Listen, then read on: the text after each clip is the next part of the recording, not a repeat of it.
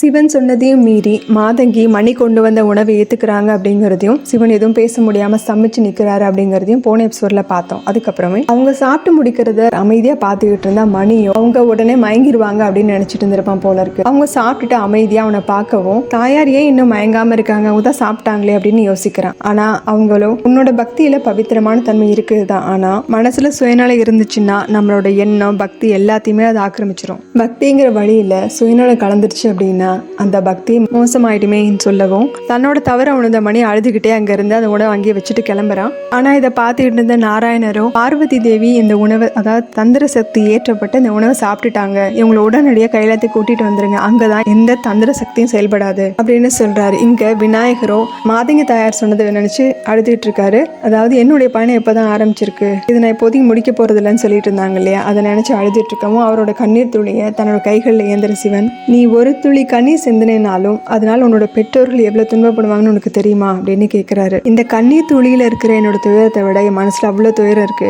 அதை சரி செய்ய அம்மாவால மட்டும்தானே முடியும் அப்படிங்கிறாரு. அதை சரி பண்றதுக்கு தான் நான் இங்க இருக்கேனே அப்படின்றாரு சிவனும். இதை கேட்டதும் விநாயகர் அவரோட மடியில போய் படுத்துக்கிறாரு. நாங்க கேட்ட மன்னிப்புல ஏதாவது குறை இருக்கா அப்படின்னும் கேட்கிறாரு. நாங்க எல்லாருமே எங்களோட கெட்ட குணங்கள் எல்லாத்தையுமே சமர்ப்பணம் பண்ணியாச்சு, அம்மா கிட்ட மன்னிப்பும் கேட்டுட்டோம், எங்களை விட்டு பிரிஞ்சிருக்கிறதுனால சந்தோஷமா இருக்காங்கன்னு சொல்ல முடியாது, இருந்தாலும் ஏன் எங்களோட வேண்டுதலை ஏத்துக்கல அப்படின்னு கேட்கவும் சிவன் சொல்றாரு, ஒரு நதி தன்னோட பயணத்தை முதல்ல ஆரம்பிக்குது அப்படின்னா முதல்ல சில தடங்கள் வரத்தான் செய்யும், அதை பார்த்தே சோர்ந்து போயிடுச்சுன்னா அதை தாண்டி வந்து மக்களோட தாகத்தை எப்படி தீர்க்கும்? பல வருடங்களா நதி தன்னை நோக்கி வரும்னு காத்திருக்க மக்களுக்கு ஏமாற்றம் ஆயிராதா? அதனால நதி அது வழியில வரக்கூடிய தடங்கல்கள் பிரச்சனை எல்லாத்தையும் எதிர்கொண்டுதான் ஆகணும், அதுதான் முறையும் கூட. மக்களோட தாகத்தை தீர்க்கணும் அப்படின்னா நதி அதோட பாதையில போய்கிட்டே தான் இருக்கணும், அப்பதான் அது மற்றவங்களுக்கு பயன்படும். மாதங்கியா உன்னோட தாயோ அவளோட பயணத்தை துவங்கிட்டா அந்த பயணமும் தொடர்ந்துகிட்டே தான் இருக்கணும், அப்பதான் அவளோட கடமையை நிறைவேறும் அப்படின்னு சமாதானப்படுத்தினதோட, கவலைப்படாத விநாயகா, இங்க சக்தி வந்து ஒரு நதியா இருக்கா அப்படின்னா அவ சென்று சேரக்கூடிய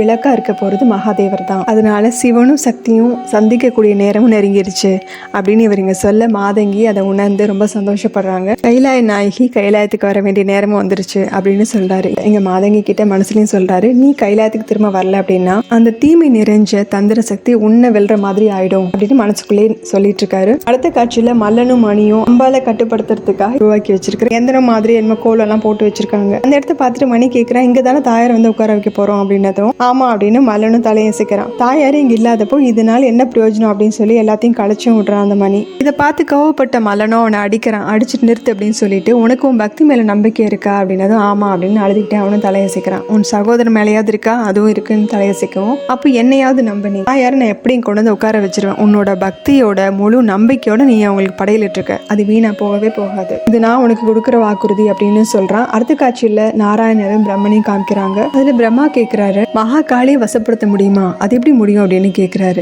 மல்லன் மணி என்ன பண்ணிருக்காங்கன்னு தெரிஞ்சிருந்தோம் மகாகாளி மாதங்கி தாயார் அதை ஏத்துக்கிட்டாங்க, ஏன்னா அதுல இருக்கக்கூடிய கெட்ட சக்தி இந்த பிரபஞ்சத்துக்கு போகக்கூடாது அப்படின்னு நினைச்சாங்க. எப்படி மகாதேவர் ஆழகால விஷயத்தை உட்கொண்டு அதுல இருக்க கெட்ட சக்தியை தனக்குள்ள வாங்கிக்கிட்டாரோ, அதை எடுத்துட்டு மத்தவங்களை எல்லாம் காப்பாத்தினாரோ, அதே மாதிரி மாதங்கி தாயாரும் ஏத்துக்கிட்டாங்க. இதோட கெட்ட சக்தியோட தாக்கம் அவங்கள கொஞ்சம் கொஞ்சமா ஆக்கிரமிக்க ஆரம்பிச்சிருக்கு அப்படின்னு சொல்றாரு. அதோட மல்லன் மணி ரெண்டு பேருமே பக்தி பயங்கர ரெண்டு குணங்களோட சரிவிகிதமான கலவையா இருக்காங்க. அதுலயும் மகா காளியோட கோப பாவத்தை தான் அவங்களுக்கு தனக்கு வசமாக்கணும்னு நினைப்பாங்க, தனக்கு பயன்படுத்த நினைப்பாங்க அப்படிங்கிறாரு. கோப பாவத்தையா அப்படின்னு பிரம்மதேவர் கேட்டதும், ஆமா மாதங்கி தாயாருக்கு படையில படிச்சது மூலமா மல்லன் மணி ரெண்டு பேருமே மகா காளியோட கோப சக்தியை தான் பயன்படுத்த நினைக்கிறாங்க அப்படின்னு சொல்லவும், பிரம்மதேவர் ரொம்ப ஆச்சரியத்தோட கேட்டுட்டு இருக்காரு. ஆமா, இந்த உணர்வை வச்சுதான் அவங்க அந்த சூழ்நிலையில மகா காளி அந்த எந்திரத்துல உட்கார வைக்க போறாங்க, அதுவும் மல்லனோட தந்திரத்தினாலையும் மணியோட பக்தியினாலையும். ஒருவேளை அவங்க அதுல வெற்றி அடைஞ்சிட்டாங்க அப்படின்னா நிரந்தரமாவே மகா காளியா வசப்படுத்திக்கிற அவங்க முயற்சியில அவங்க வெற்றி அடைஞ்சிருவாங்க அப்படின்னு சொல்லவும், பிரம்மதேவரும் அதை கேட்டுட்டு ரொம்ப அதிர்ச்சி ஆகுறாரு. இனிமே நாம மகாதேவரை தான் நம்பி ஆகணும், அவரால் தான் அதை தடுக்க முடியும் அப்படின்னு சொல்லிட்டு இருக்கும் போதே